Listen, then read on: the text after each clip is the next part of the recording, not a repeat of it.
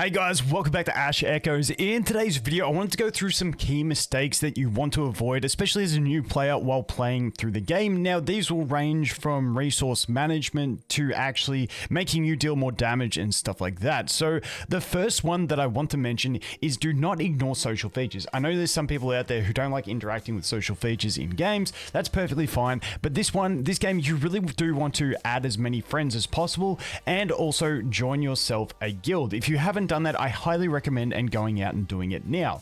Now, what this offers you is a chance to get the friendship points and also the guild or club points, if you will. Now, for the guild over here, all you have to do is do something very, very simple, like a club member. It'll have a go button here. This is the easiest one. You just give a thumbs up to a club member. You can go ahead and claim, and then you get some guild points. Now, the guild points can be used in the club shop, which you can exchange for the chips. Now, I do believe the chips are higher value than the 30 stamina based on the cost versus the cost the amount of stamina it uses to get a run. However, the thing that the stamina does is give you extra experience, and because I'm in the early game, I'm going for that experience. Later on, I might go for the chips. That's just the way I'll weigh it up. But right now, I've been grabbing the stamina, but anything free you can get from here is fantastic. So I definitely recommend joining a club, a guild, whatever you want to call it, and doing this. Just note, we will have events coming soon as well, which will offer more rewards as well. On top of that, with your friends list, obviously you just go add friend. You can go here and spam friends. You can see on my friends list I am at 68 friends. My head's actually blocking it, so you can't see. If I hide my head, you can see I'm at 68 of 100. I just wait for people to add me, and then I just go through and I accept them. And as you can see, I'm almost at my daily gifts. If I was really stringent on this, I would have just been spam adding friends. You just go boom, boom, boom, boom, boom, and just add as many as you can. But essentially, you can get up to 2,000 gifts. I've been a bit lazy with it, but you definitely want to get those, because if we go over here into the friendship store, if we go down to, there it is, you can see that we can actually get dupes of some of these SSR traces, which is fantastic. So these are some of the free-to-play ones that we get along the way, so you guys will all have them, and then you can get the additional dupes of them, which is a pretty good thing. As you can tell, we're maybe a week into the game, not even, and I'm at 7,000, and I haven't even been doing it at max efficiency, because obviously you can get 2,000 per day, so I've been doing it quite poorly. I didn't get onto it at this very start, but as you can see, you can start racking up and getting these dupes for those ones, so definitely get involved in the social features. Now, the next one is to do with the Nexus. Now, there's two things I want to talk about in the Nexus. The first one being, let's just go ahead and claim one of these. Okay. The first one being when you're choosing your memory traces. Now, I did do a whole Nexus guide, but I just want to cover one main specific point.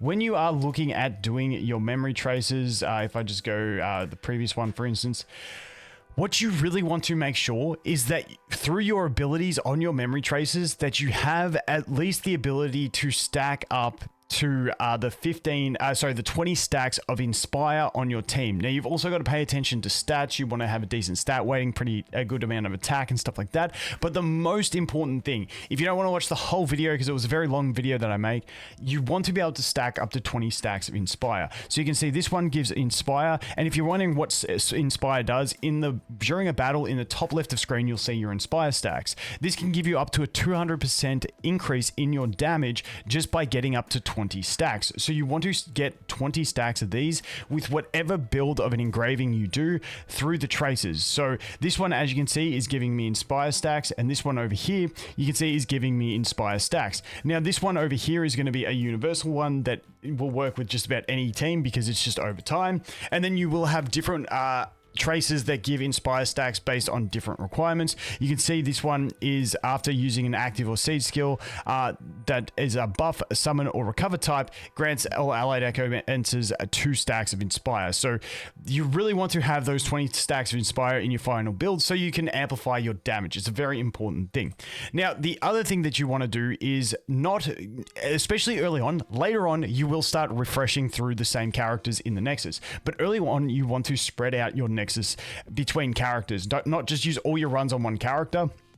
what I often do is I will rerun the same character once I hit a limit break. For instance, this account just hit level 30. I'm still waiting on resources to upgrade. You can see I've got a couple level 60s here. Once I get my full set to level 60, that is when I will run through and I will do some more runs through the Nexus with my good characters to try and get their engravings up a bit higher. But what you want to do is you want to spread it out, because if we go over here and we go to our engraving list, you basically want to fill all these slots. So you can see here, I've got to do another bulwark or striker basically here to fill in this final slot. So I've got to get one more new character in there. Then once we get up here, I'll have to have one more, what is this, skirmisher or whatever it is, over in the tactician support over in this one. So you just want to make sure you have you have at least one filling out each of these slots. It's not the most important thing as long as you're staying up to date with the unlocks on these. But the other reason that you want to have them spread out is if we go over here into the field ops and then we go into joint training,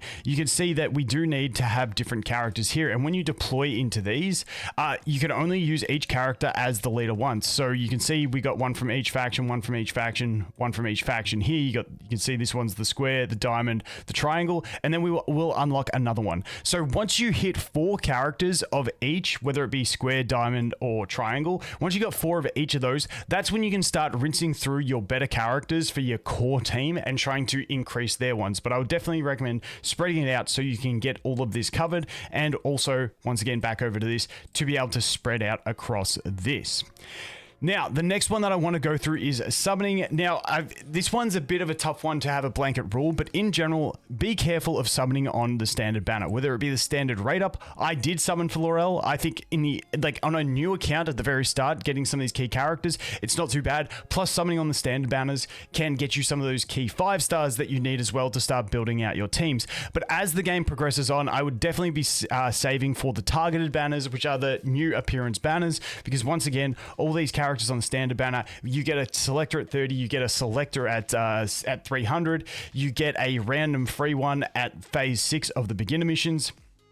So because you get so many of them, and then you can also be hitting these guys on the off banner of the raid ups, the new characters, you kind of want to avoid dumping too many summons into any form of standard banner down here, and leave it and save up for these. But once again, it is a bit nuanced because I did summon over here for Laurel. I think in the early game it's okay. We've got Luke coming up, who's like the last one I would say iffy on. Besides that, I would start skipping all of these ones and only saving for these banners up the top.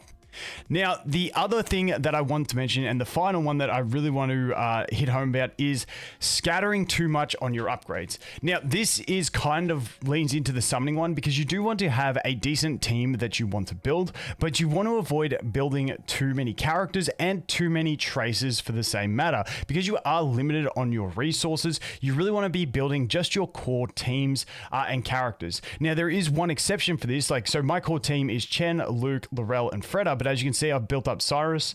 I did do Su Xiao because it was part of one of the missions. I did Yuki because that was for missions to get to S4, but I didn't want to upgrade these guys' skills anymore. You can see I got him to 2. I didn't really need it because I do have Laurel. So what I've started doing is the next 2 characters that I'm leveling up are going to be Gina and Caroline, so that I can build my corrosion team. Now you can see here that Gina is at 3 skills, and the reason I am doing that, I would not be doing this except for the fact of this, which is if I go over here, let's see, where is it? Here we go. Upgrade all non-seed skills for level to level 6 for 7 Echomancers. So because these missions are something I really want to follow along with, because they get you so much experience, which is going to level up your account faster, which is going to help you progress faster, I do want to be doing these things, but I want to be doing them as efficiently as possible. So if I'm going to be doing this, I want to be doing it targeting characters that are actually going to possibly have a use for me. And if I look at the rest of my units, I could build a couple other teams, but I thought, corrosion team's a bit of fun. I already have my Laurel built. I'll probably use Freda in the team, and then I've got the 2 other corrosion units that are going to go into that team with me. So those are the next 2 that I'm going to level those skills up to 6, because leveling skills up is very expensive. So you don't want to be spreading those resources too thin, and you always want to be having a mission with what you're trying to achieve. Now, if you wanted to build, say, the Freeze team, we have Begonia. You could build up Sembeka. She is another fantastic character, pretty universal as well, that that you can go ahead and build up. But once again, just have a plan in mind when you are building up these characters. For instance, I built up Cyrus because he's just a general good character. I don't have the perfect team for him, but I know I can use him in different places anyway, in a less than optimal team. So I'm still happy to build him up because he's just generally good. So if you're in doubt as well and you're like, I don't know what team I want to build, if you've got some extra 6 stars, normally they're just a general good option to go ahead and build up, or just some of the generic good 5 stars, kind of like your Sembeka, is not a bad option. But just don't go like putting levels into like everything along the way, because you will get a bit scattered and you will run out of resources, and it will put you behind on actually finishing these phase quests if you spread the resources too thin. So that is the final one that I wanted to go through. If you guys have any other mistakes that you made along the way that you want to let people know about, please leave them in the comments. But that is going to be it for this one. As always, thanks for watching. Hope you have an awesome day, and I look forward to seeing you in the next one. Cheers.